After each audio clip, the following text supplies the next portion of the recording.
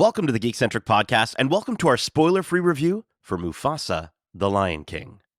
There will be one Lion King. Oh, he said it.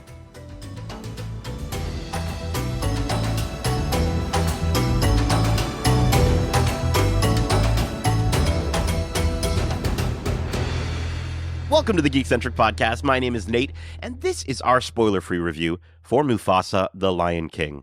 A king-sized thanks, as always, to our friends at Disney Studios Canada for inviting us to watch this film early for review. If you're joining us for the first time, we are Geekcentric, a podcast focusing on the world of movies, TV shows, games, and all things geek-centric. Joining me for today's review, we have my pride and my joy. With the jaws of a jackal, but the presence of a juvenile African elephant, he's Justin, the long grass lion Lawrence. I sound majestic. Thank you. I appreciate it. Very much, but like a little clumsy, like you kind of knock a few things over. No, I think that's totally fitting. I could look very majestic, but I'm a total klutz. Like I'll spill shit everywhere, and it's awful. That's it. Also on the hunt with us, I don't have a response for it. Sorry, if you're listening to this, I'm a little under the weather, so you can. Oh, I thought it was because you were roaring so much in the theater that was while we watched it. You know I what? think you should have gone with that. You know what? Take that line again. Let's try this one more. No. You know, I'm a little hoarse because I was I'm a little zebra because I was roaring. So, okay, now you're trying too hard. Just move on. This is good. Okay, well, let's keep going here. Also on the hunt, he's darting across the desolate wasteland, hiding in a cloud of dust. He's Darcy, the Hakuna Matata Hudson. I'll take that. Yeah. I don't know if it's dust, though, that you're hiding through. Yeah, it's a different cloud of something else, that's for sure. Yeah. It's a puff of something. That's it. You guys, can you guys do a good roar? I'm not going to try it, but do you guys? No, if I try to do a roar, I will probably lose my voice after that. Yeah, I'm no D. Bradley Baker or Alan Tudyk. I can't do animal noises.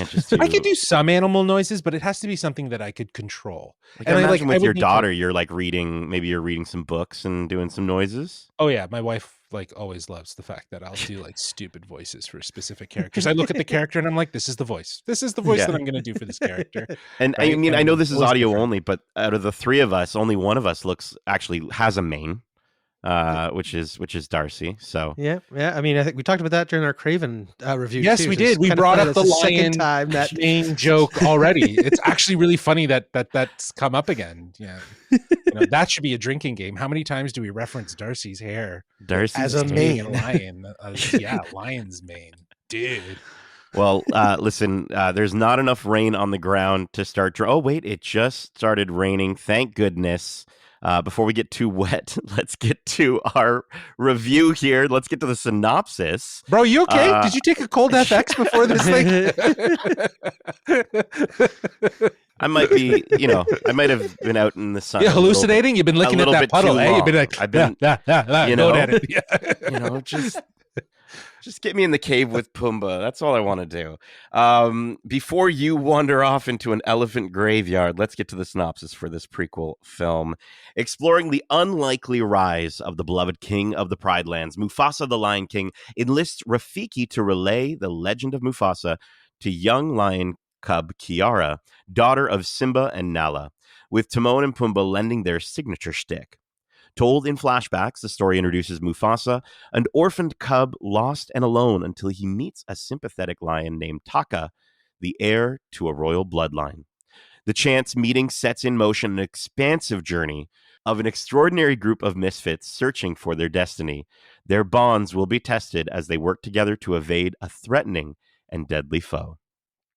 The film stars an all-star roster of talent, including Aaron Pierre, Kelvin Harrison Jr., John Kani, Tiffany Boone, Kagiso Ladiga, Preston Nyman, Mads Mikkelsen, Tandy Newton, Lenny James, Anika Noni-Rose, Keith David, Seth Rogen, Billy Eichner, Donald Glover, Blue Ivy Carter, Braylon Rankins, Theo Samolu, Falaki Olowo-Fayeku, Joanna Jones, Tuso Mbedu, Sheila Atim, Abdul Salis, Dominic Jennings, and Beyonce Knowles Carter, Queen I'm Bey. impressed. There was no errors there. That was Wow. fantastic. Crazy, Yeah. right? With the This sickness and isn't everything, edited like at all, right? this hasn't been trimmed up in any Nope. way to Nope. speed up the I process, don't know what because you're it's talking actually about. been 20 minutes. No, just Blending live action filmmaking techniques with photoreal computer generated imagery, the all new feature film is directed by Barry Jenkins and features songs by award winning songwriter Lin-Manuel Miranda.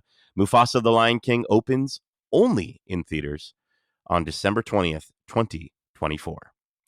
So, we're going to talk about the look and feel of this movie. I think we also have to talk about the music in a Disney musical. We're also going to obviously chat about the performances. And of course, we're going to keep things fully spoiler free, but we are going to talk about the story and the story and the pacing for this film. This is a prequel to the Jon Favreau directed The Lion King. And I think the biggest thing that we all noticed and recognized when it comes to look and feel from that film were the animals. It was incredibly impressive how realistic they looked.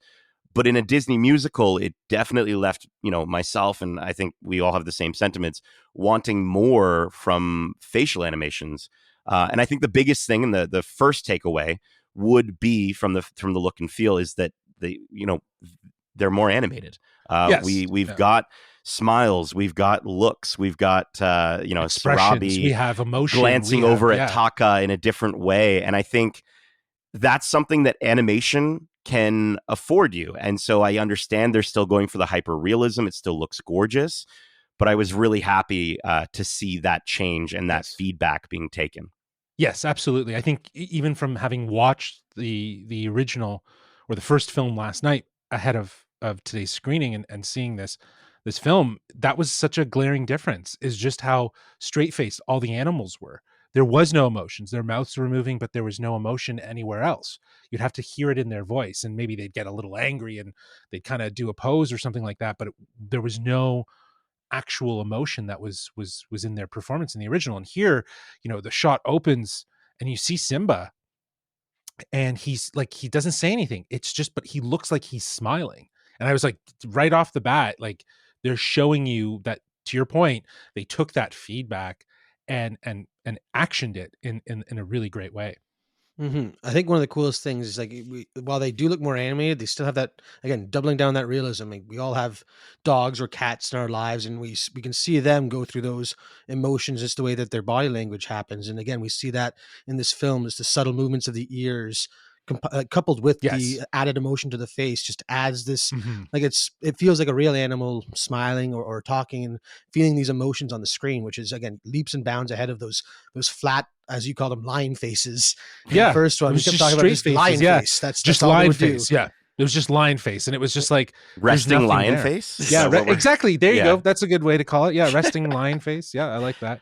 I think, we were very lucky to be treated to an IMAX screening this morning. And I think that's the other thing I'll say that, came over from the first one was that the world, the Pride Lands still look absolutely fantastic. I think the shots and the cinematography specifically was absolutely wonderful. Darcy, you and I were kind of equating some of the sequences where it was sort of swooping through, feeling like we were on Soarin' at Disney World. I was waiting for that grass clipping smell to come across my nose. Like, I honestly, I don't know if I would have been able to smell it as well, but no, I definitely was looking forward to that. And I think it's cool. I think the cinematography is a standout in this film, specifically because of how well it transitions between the big grand sequences and the smaller scale sequences, and specifically the shots of Mufasa and Taka as cubs, whether they're running or running around. I love that the movie was able to sort of get us on the ground level with them, similar to how you would when you're like with a pet and you're really trying to love and cuddle a cat or a dog or what have you. It made the world feel as small as they would have seen it at that time. And as they grow, your perspective of the world grows as well. And I thought that was a really lovely, Yeah. way that they were able to do that. That's the creative part of this movie, is that they really, like, Barry definitely went the distance with trying to put you in the perspective of some of these animals, as low to the ground as they are and as tall as they are. And I think that really translated really, really well. But I think overall, as we were talking about, like, I think this is just an absolute visual masterpiece. It's using that cutting edge technology to bring such vibrancy and life, and just bring the Pride Lands to life in an incredible way, with whether it's the swooping shots or these beautiful macro shots. And to your point, like, we've spoke with someone else recently who talked about lenses in a visual effects and sort of CG world, and how they don't necessarily exist. They're more of an idea of how you create the cinematography from lens references. So to your point, like, these grand, epic, wide, swooping, vast shots of the Pride Lands look stunning, or the sky or the trees. It's just incredible on IMAX. It's so stunning. But then they can go hyper focus and give you this beautiful, like, almost like a portraiture style lens focus, where it feels like you're in an intimate conversation with some of these animals. There was such a choice to the way this story was told through the use of cinematography, like you were pointing out, and there was such a sense of scale and majesty to everything that they did. I think it's look and feel for this absolutely killed it. And what I think is really cool, calling back to even that first animated film as well, just the very locales that we get to explore throughout this film, each feel very unique, and the way they bring them to life in the screen really helps you build a scope of focus for this world, and how vast and where all these animals are coming from in this journey that they're going on. And it's really cool. Again, I really enjoyed the everywhere he went in this film and how it looked. They did a really good job of making everything feel unique and feel like a journey really is taking place as you go from locale to locale. And there's one area that gave me very distinct memories of that elephant graveyard, just in a live action, very weird color tones. It was really cool to bounce around the Pride Lands in the extended universe of the Lion King, I guess. You're constantly hearing the animals of the Pride Lands around you in any given scene. As much as it does kind of, like you said, Justin, give you almost sometimes a portrait look at some of these conversations, it never feels like these lions are just in like a recording studio or in a booth. Sure. Like the world is alive in both the visuals, but also in the audio sound side of things as well. And I also really enjoyed, how they managed to utilize the sounds of the Pride Lands, the sounds of the animals, in the music as well. I think Dave Metzger, we were talking, and one of the sort of negatives of this is I obviously I love Hans Zimmer's score. I love we love hearing them. We were humming all of the different songs going into all the different themes, going into this, and we were also humming those exact same themes coming out of it. And I think Dave Metzger delivers a really great one theme that he utilizes. He also does something with Lin-Manuel's music a little bit later on in the film that I thought was really well done, but there was a little bit left to be desired on the score side. And I know it's so dang tricky when it's Hans Zimmer that did the previous one, right? And so I will still commend him, though, on the creative use of those sounds of the Pride Lands in the music. And Lin-Manuel did the same thing as well. And I really enjoyed some of the songs that he did that incorporated those sounds. Talking about the music, I'm going to throw it to you guys. What do you want to talk about? Well, aside from one of my least favorite villain songs in a while, I really enjoyed the music from this movie. Lin captures the vibe of the original films with the energy of those songs, but takes it to the Lin-Manuel place, with giving you some really unique and again true to the sounds of the savannah. Like you said, they really incorporate that into the soundtrack and the score, and you can really feel. It feels like it's a part of the world. It doesn't feel out of place, except for that one villain song, where everything I could understand these animals singing. Yeah, it's called Bye Bye. Yeah, Bye Bye. Yeah, that's Just Bye even Bye. The name alone kind of sets up why I don't like it, especially coming from Mads Mikkelsen. It was a very a big jump. But other than that, again, Lin-Manuel and, like you said, David Metzger do a great job of making you feel like you're on the savannah going through the Pride Lands, and it feels very lived in and of the world you're exploring. So that was really cool. Yeah, I think Dave Metzger had a lion-sized task to try to come in and feel like he had, like, to try to not compete, but try to give a definition or an identity to the musical composition or the musical score of this film that would match something of Hans Zimmer's. Instead, it was about embracing those themes, because you're absolutely right. They're memorable themes that have been around since 1994, and you're kind of adding to that world. It's only natural that you would be able to leverage those themes and that sort of energy in the music. But I think you're absolutely right. I think the sound design, the way that the sort of instruments match some of the sounds with the animals and stuff like that, I think that was really, like, it was very organic. Everything felt very organic about it, and not like it was just like, oh, a musical number here, right? But that's where Lin comes in and really reminds you that it's a musical number. And yeah, Bye Bye was a choice. It was definitely a choice. I think for the most part, though, like, the music still, it felt very Lin-Manuel. And I think that's the sort of approach that you needed for this, is someone to come in and on a big, franchise like Lion King. It's adding another layer of how this is going to differentiate itself from the original, which obviously, again, another piece of feedback that everyone seems to say about Jon Favreau's version is it's just a shot-for-shot remake, right? It's just literally retelling that story. So when we say the original, it's kind of like two films that we're thinking about, right, at the same time. But yeah, I think the music is good. I don't know how memorable.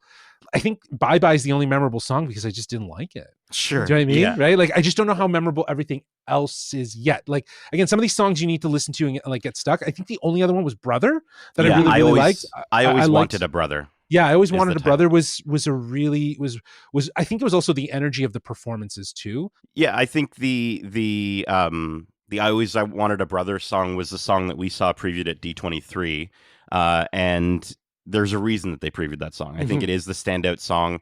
The other one that did also work for me was I believe it was a duet between Mufasa's mom and dad. I'm pretty sure. At the beginning? At the beginning. I kind of enjoyed that one. That one was like, that was cheesy. Yeah, it was cheesy. Like, I thought it was a little too, for me at least. That's it. I thought, like, I was like, oh, that's cheesy. But then when we got I've Always Wanted a Brother, that felt like, that right amount of camp and cheese. Like, there was an energy that the two Cubs really had with it that, like, elevated it, right? Whereas like, I don't know, like, that first song was like, that was sort of like your exposition. Yeah, I mean, what I really liked about I Always Wanted a Brother was the fact that it reminded me so much of, like, Just Can't Wait to Be King, and the playfulness of it, and the spirit was, it's kind of a weird thing when you think, like, one song is about being king and ruling everything, and the other song is as simple as wanting a brother, but the connection they have between it and the way they play with all the animals in the savannah and go through it was very reminiscent of again, just that young Simba energy. So that was really fun. But that seemed to work despite the fact that we are in this more live action side. Yes. Whereas the Bye Bye with Mads Mikkelsen, I mean, shout out to Mads for obviously he's got the villain thing down. Yeah, he knows what he's doing. We can talk about that in performances, but like just the song was just not. It wasn't the right song. It needed to be an animated 2D animated cartoon for that to fully work. Mads Mikkelsen's character gives off a different energy than a Scar in a lot of ways. So let's talk about it. Let's talk about these performances. If you want to start with Mads Mikkelsen, Kyros, the big bad, the villain of this. What did you think? Well, we were going back and forth when we came out because we I had to go pee, so I didn't watch the credits. I was like, I gotta go pee. But I was like, was that Antonio Banderas? No, it was Mads Mikkelsen who plays Kyros, the big baddie. There was times when I could hear Mads. There was times when I heard on Antonio Banderas, which I thought was a choice because it's like, Puss in Boots. He did Puss in Boots, and he's now Mads Mikkelsen is doing his own version of Puss in Boots now. But that said, though, at the time, I didn't think anything was super cheesy about his performance. I don't think anything he did took me out. I actually thought he was threatening. He was intense. He was scary. He was scary, and he had a lot of cool, obviously, like they've designed his character to appear that way, to be very dominating. The way he gave such strength to the character through his voice. That was really, really cool. And I think that that's why Mads Mikkelsen is such a well crafted voice actor, right? Like Yeah. he's done this before, so it really does make sense. And he just has that voice that does bad so well. Like He has a he presence. sounds menacing and Yeah. imposing just from his voice alone. So when you pair that with this hulking white lion, it's a very memorable villain for a Disney movie, which is what you want. Obviously, again, it's the only time I was taken out of it was when we got that weird choice of a song where it didn't Like feel like the Cabaret. character. Yeah, it's Yeah, it we was go like from this really imposing big bad white lion to this really weird cheesy song, and it was a bit of a disconnect there, but everything else about his performance was incredible. Again, you feel how imposing he is just from hearing him, and paired with the line, it's so well done.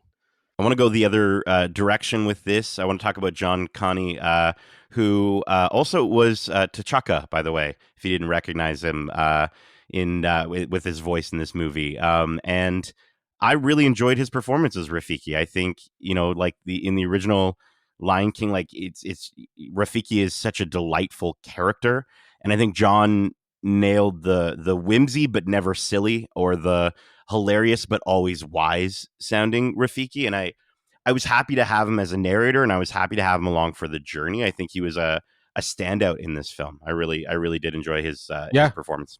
Yeah, as much as this is, Mufasa, the Lion King, this is about other characters in his orbit that would become important in the film. So this is an origin story for a few characters.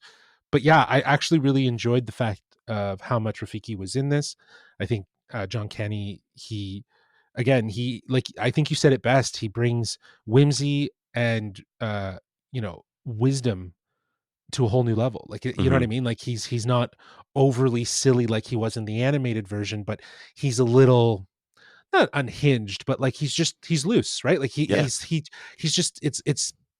very aware of things, and even when you're laughing, at him, you're also it makes sense like, though. You're like, oh, yeah, that's that actually makes really sense. good. Yeah, that's a good call. Even though it's a weird allegory or a weird reference, it's like it always makes sense. So I think that also goes hand in hand with really great writing for the character.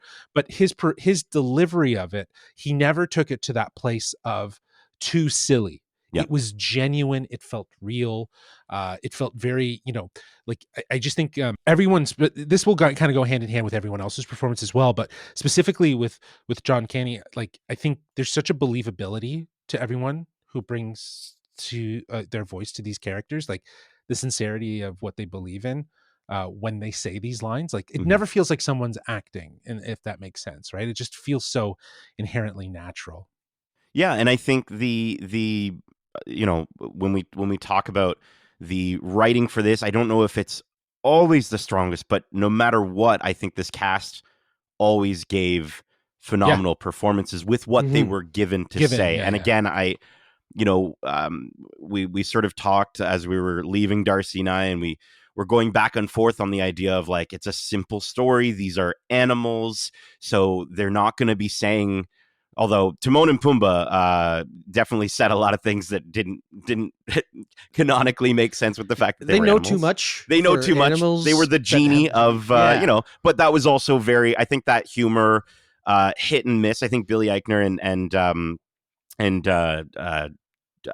Seth Rogen. Sorry, Seth Rogen and Billy Eichner did a good job. I think they were very funny.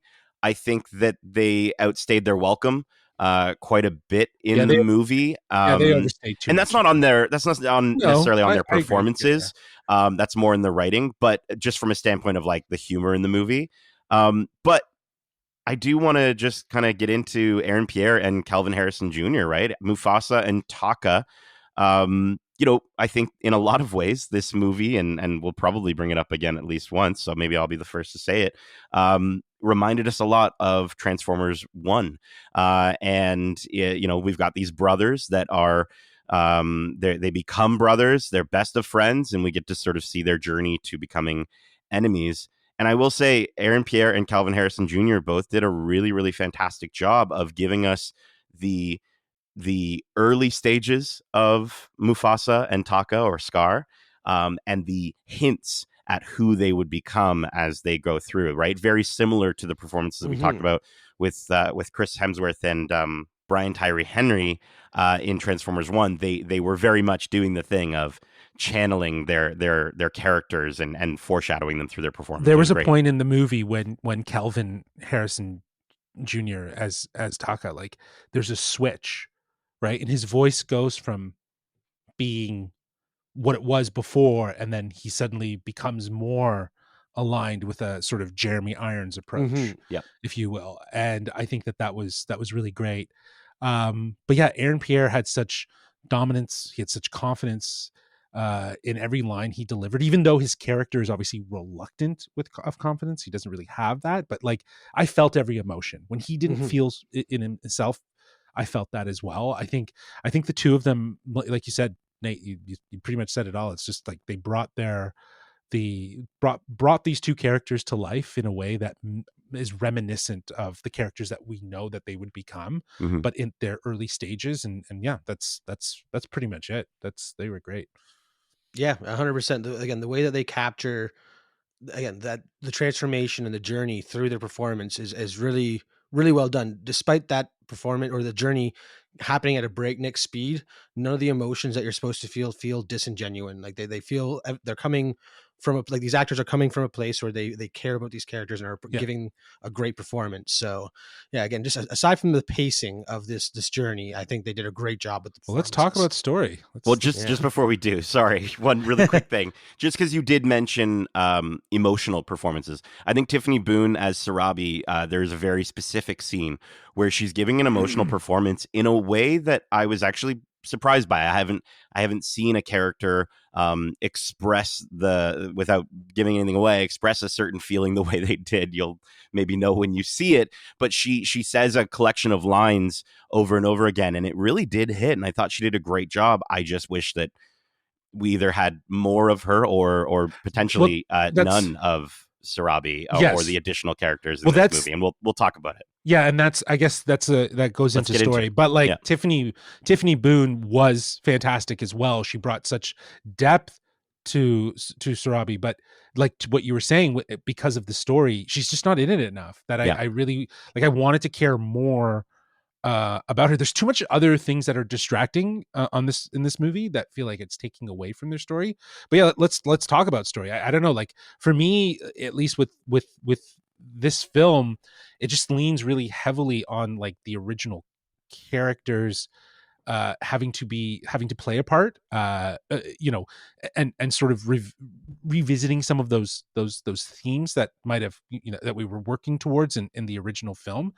But like I don't know, like because of the way this whole story is written and it's paced, I think it diminishing the emotional impact of the sort of rift between Mufasa and Taka doesn't feel as powerful as it should be, because we have all these other elements that are at play, especially this idea that it's being narrated by Rafiki, and again, that's we're focusing on the past characters. We got a lot of Timon and Pumbaa in this. I don't think we needed them as much, right? I think that limits the potential for us to have a deeper exploration with the characters like Mufasa, Taka, Sarabi, and like Rafiki. We have that.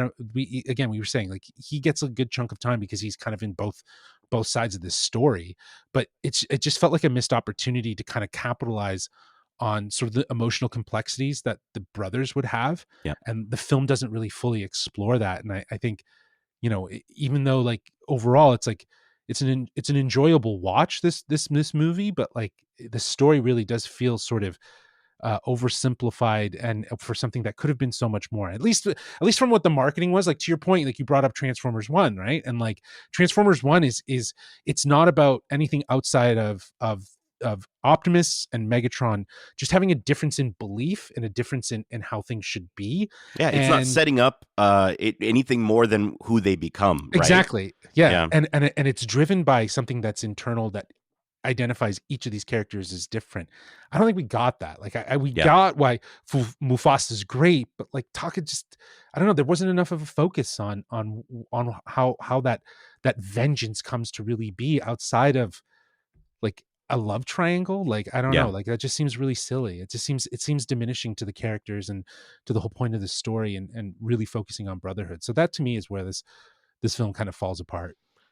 Yeah, for sure. The movie's strongest when it's focusing on the relationship between Taka and Mufasa, but unfortunately, about halfway through the movie, they've added so many side characters that they take a back seat almost in their own story. And like you said, going into this movie, I'm expecting to see this grand betrayal that leads Scar to hate Mufasa so much, and that's why he lives in the elephant graveyard. And we throughout this movie, when it boils it down to just being like a love triangle issue, it feels weak. It's not the betrayal that the grand betrayal I was hoping for in this story of kings trying to rule a people and stuff like that. So it was a bit disappointing. And another thing too, we mentioned the fact that Rafiki does a great job of as being the narrator, but I feel like we almost spend too much time bouncing back to that Way because too much. we will go through an emotional moment in the story of Mufasa and And then then, bounce back for a silly joke from Timon and Pumbaa. yeah, it's And while there are some great moments between Rafiki and Kiara talking about what it means to be king and where Mufasa's journey led him, it still it feels like too much. it was way too much. We went back there too many times that Too it much. kept throwing off the pacing of the story. And then when we go back, all of a sudden so much time has passed and it feels like we've missed integral parts of these characters' journeys and stuff like that. So Yeah. it's a bit disappointing at how fast they decide to tell the story because they keep going back to Rafiki almost. It's true though. Like we when we were at the screening, we saw a friend of the show, Sydney, and she was saying like she doesn't know how many kids are really going to connect with this, right? But then I was thinking like the amount of times we bounce out to Rafiki to see Timon and Pumbaa like doing their shtick. It's like there is comedy there that will keep kids engaged maybe to a certain degree, but because it's so like we're here, we're there, we're here, we're back, you know what I mean? Like it's just it keeps bouncing back and forth. It might be too inconsistent for people to really like for kids to really kind of stick with it. Whereas I think they could have just leaned into like, hey, they open the story, they close it, but instead they're kind of scattered throughout this whole story, which takes away from the overall story. It's a shame. And, I think that's the continued argument that we keep coming back to time and time again with Disney, with their live action remakes in particular. And I think the biggest thing is, it's like, oh, but how old are you all? And you're reviewing a movie that's aimed towards kids. But I really do think, and we know this from the amount of animated movies and projects that we've watched, that even things that are necessarily aimed at families and kids deserve more. We need to be able to respect. I think filmmakers and storytellers and writers need to be able to respect kids more than they currently are in terms of judging their It's fighting for attention the span. children. It's you're just one of fighting for those the things Give children. kids where more credit. no, Yeah, but kids more it's, credit. I think you can give kids more credit. I think we're in a day and age where we don't need to cut back to the funny warthog every 12 minutes. Like we can Correct. go longer than that. And I enjoyed the first half of the humor that they brought, but after that it just started getting a little grating. And the other thing that kind of kept getting a little bit grating was just the what felt like forced instances of callbacks and origin stories for things that we just didn't need. And the other part of it as well, and you mentioned this earlier, Justin, is the and Darcy, the click at which this movie moves is so quick that even the things that they're trying to make you elevate and show and make you feel, they don't hit to the point where there's even major life altering things that happen to these characters. And it's kind of like, oh, that happened? Oh, wait, we have to wait for a character to explain it later in another scene for us to understand what happened there. And then when it's called back later, it doesn't hit the way it should. And there's a really beautiful, gorgeous sentiment that I'm going to shout out Rafiki. I think Rafiki and John Kenny give a really great delivery of this moment involving a tree. And it just doesn't hit the way that it really should because we didn't get to spend the time with the introduction of that concept. So it's just again, it's just one of those things where they kind of overstuffed the movie. I think they could have kept it simple. I said going into this movie that I wanted this movie to really make me feel something. I wanted it to hurt, and I wanted to see a story about two brothers. And they just had to do more than that. They had to give us the connecting tissue between this story and And the the other one, Lion yeah. King, and it just was unnecessary. So, yeah, it was And that was my biggest problem with the story, was just it could have just been so much less, and I think it would have been it could have been better. more. It could have been more simplified. Yeah, from less the is more. character's perspective. The whole back and forth. I didn't need to see Timon and Pumbaa. I don't need to. I know who they are. This isn't their story. We don't need to be spending time with them. And you pointed it out, Darcy, that pacing at the beginning was so like balanced, where it was like intro, and then we get into like just focusing on Mufasa, focusing on Taka, and then as soon as like the halfway point kind of happens, then it's this constant back and forth, back and forth, back and forth as they grow up and as they meet Shrabi and they go through and they meet Rafiki. It's just it just feels like they overstuffed it, and I don't really understand why. It just doesn't make any sense. Well, let's get to our final thoughts, and before this podcast becomes overstuffed, let's get to our final thoughts and score on a scale of 1 to 5 kings. And Darcy, I'm gonna have you kick us off. Yeah. So again, what this movie has going for it for sure is the leaps and bounds in animation that they've made since that first live action. Again, the life that they've brought to these animals and the emotions that you see on their faces now add so much to the incredible performances from so many of the actors.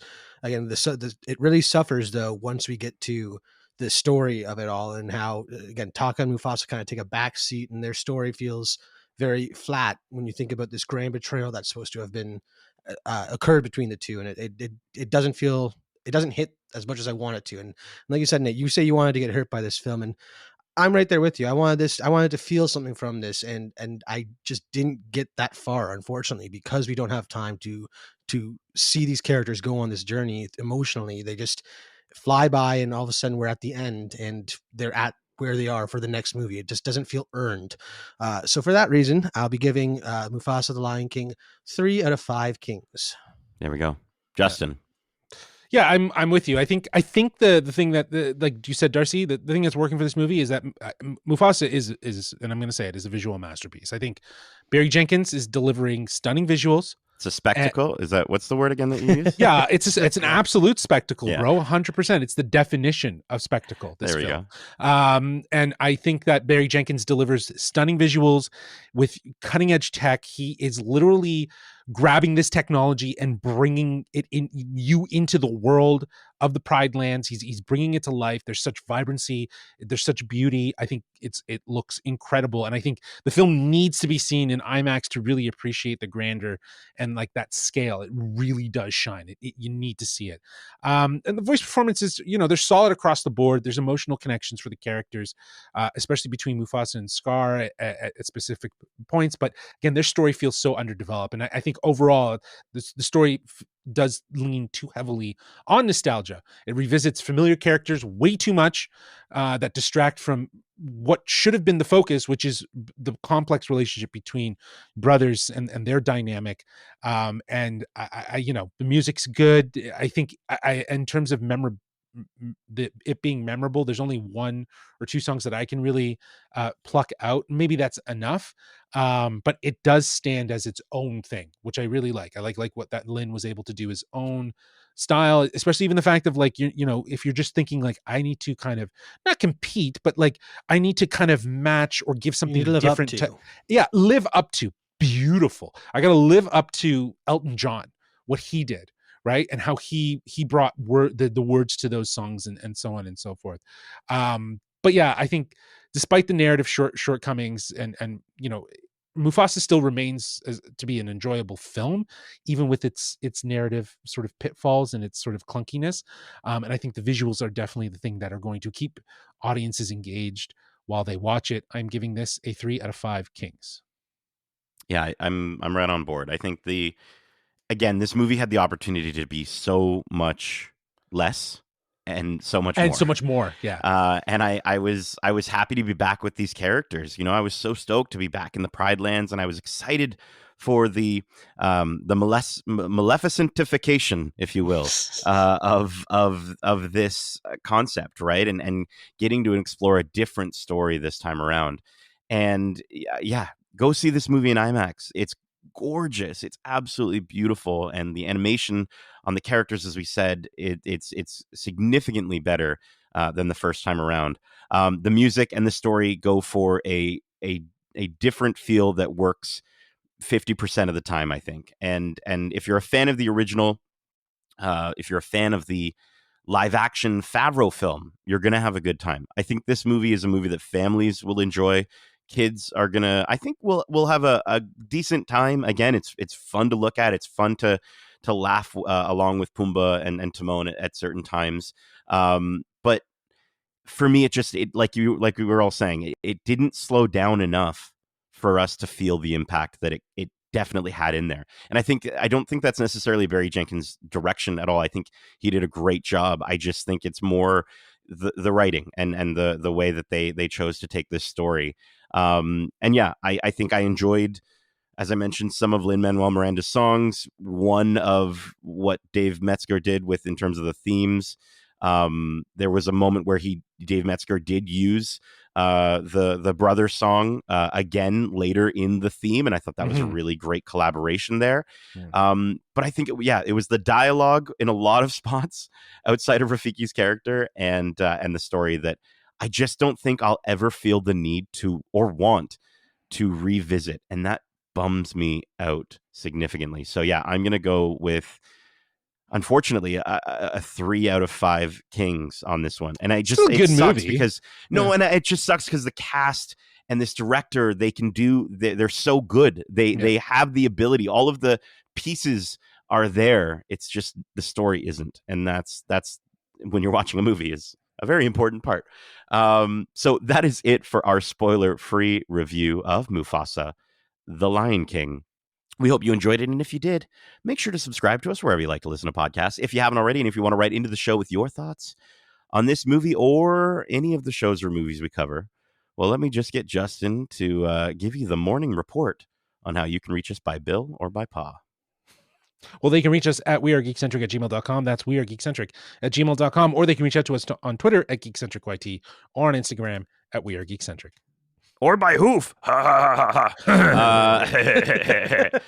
Keep in mind, we also have a ton of other great episodes covering the latest in movies and TV shows, including our recent spoiler-free reviews for Pixar Studios' Dream Productions, The Lord of the Rings, War of the Rohirrim, Craven, Blur Studios' Secret Level, Star Wars Skeleton Crew, Moana 2, Arcane Season 2, and Wicked. You can also check out our latest interviews, like our most recent interview, where we spoke with Gaia Weiss and Lawrence Ubong Williams for Lord of the Rings, The War of the Rohirrim. Justin spoke to them about how the animated feature film connects to the larger Lord of the Rings established universe and its connection to Eowyn.